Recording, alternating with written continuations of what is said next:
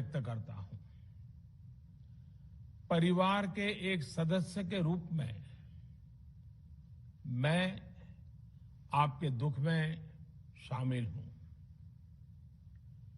चुनौती बड़ी है, लेकिन हमें मिलकर अपने संकल्प, अपने हौसले और तैयारी के साथ इसको पार करना है।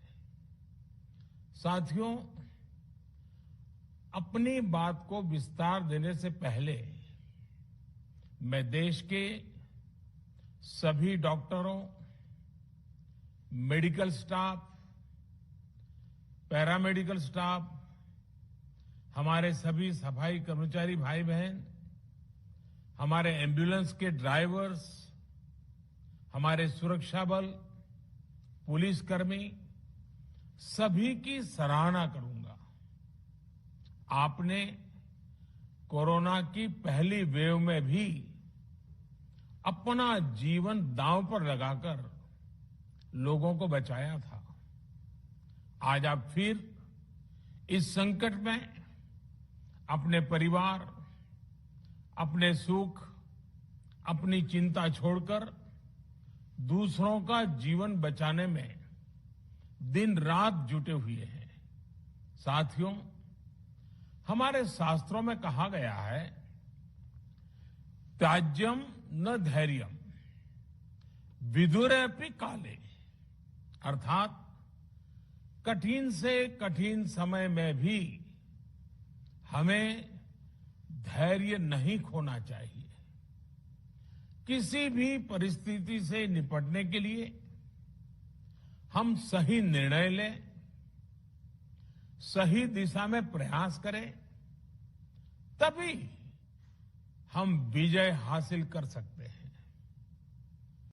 इसी मंत्र को सामने रखकर आज देश दिन रात काम कर रहा है।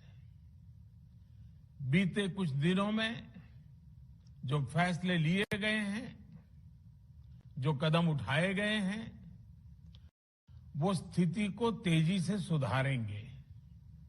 इस बार कोरोना संकट में देश के अनेक हिस्से में ऑक्सीजन की डिमांड बहुत ज्यादा बढ़ी है।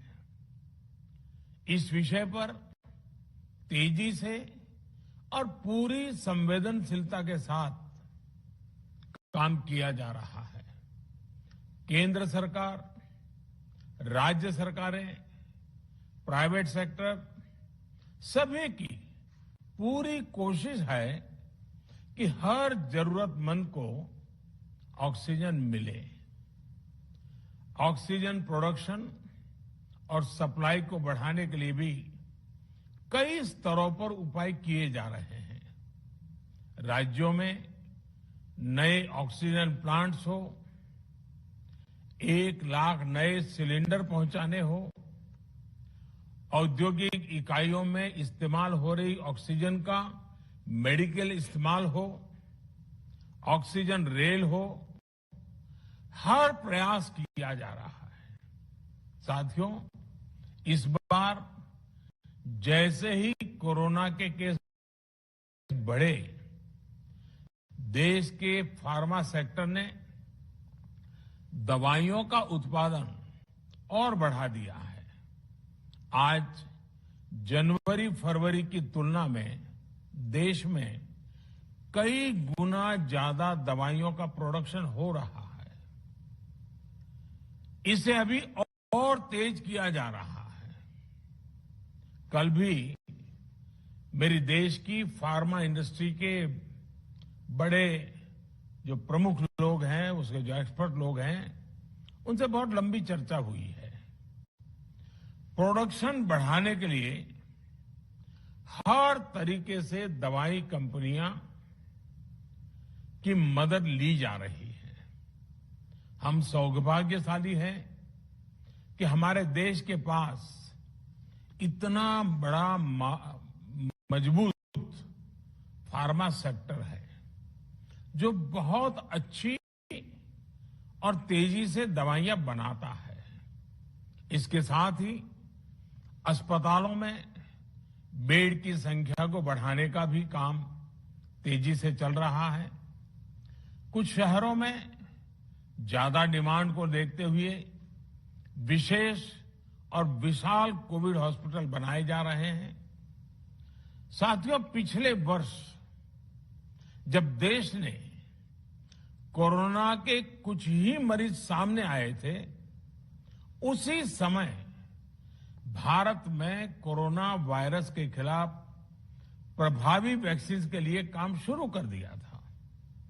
हमारे वैज्ञानिकों ने दिन रात एक करके बहुत कम समय में देशवासियों के लिए वैक्सीन विकसित की है। आज दुनिया की सबसे सस्ती वैक्सीन भारत में है। भारत की कोल्ड चेन व्यवस्था के अनुकूल वैक्सीन हमारे पास है।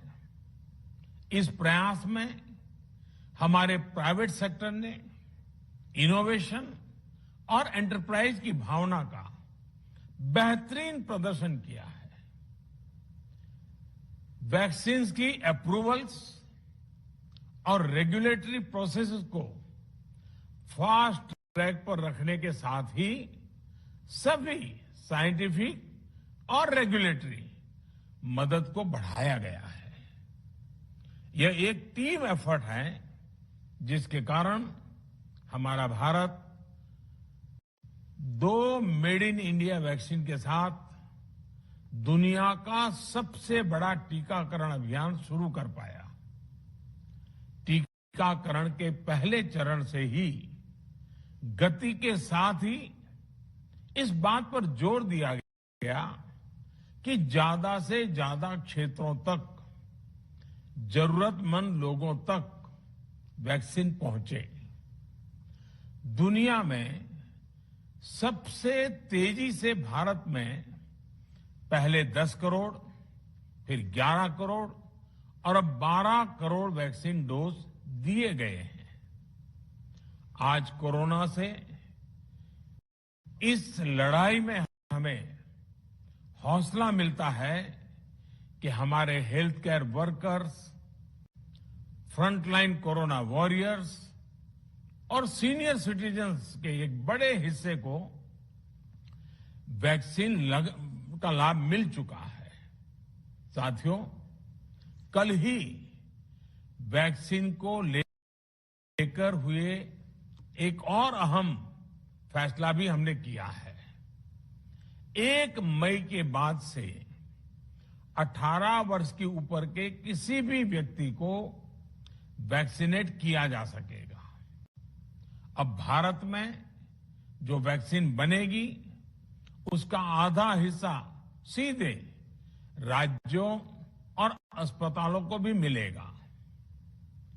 इस बीच गरीबों, बुजुर्गों, निम्न मध्यम वर्ग के लोग 45 वर्ष की आयु के ऊपर के व्यक्तियों के लिए केंद्र सरकार का जो वैक्सीन कार्यक्रम चल रहा है वो भी उतनी ही तेजी से जारी रहेगा।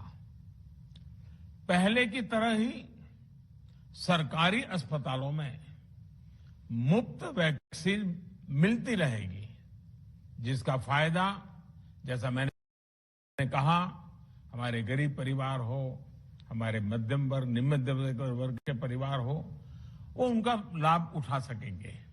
साथियों, हम सभी का प्रयास जीवन बचाने के लिए है